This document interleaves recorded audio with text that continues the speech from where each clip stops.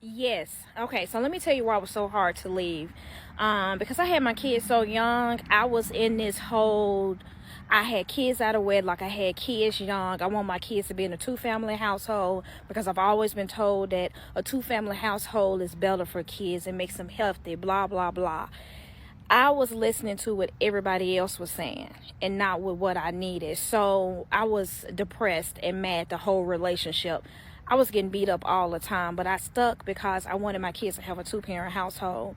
The day that it changed for me was the day he put me in the hospital, and he broke my nose. I had a black eye, I had a concussion, fractured my ribs, and the nurse came in the room and she said, the same person who do this to you will have to raise your kids if you don't get your shit together.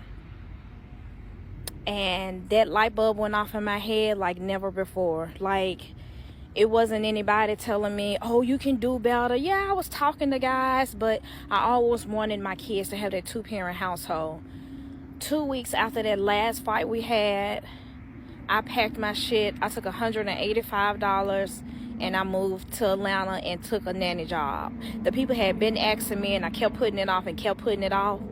After that, I said, yep, I can take the job, and I did a live-in job. That was the best thing I've ever did in my life, was stepped out on faith and said, F it.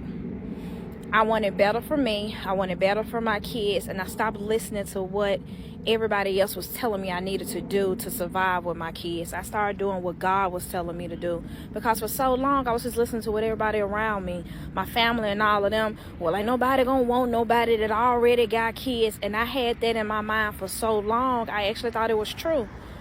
But that light bulb went off, and baby, I ain't looked back. 16 years I've been in Atlanta.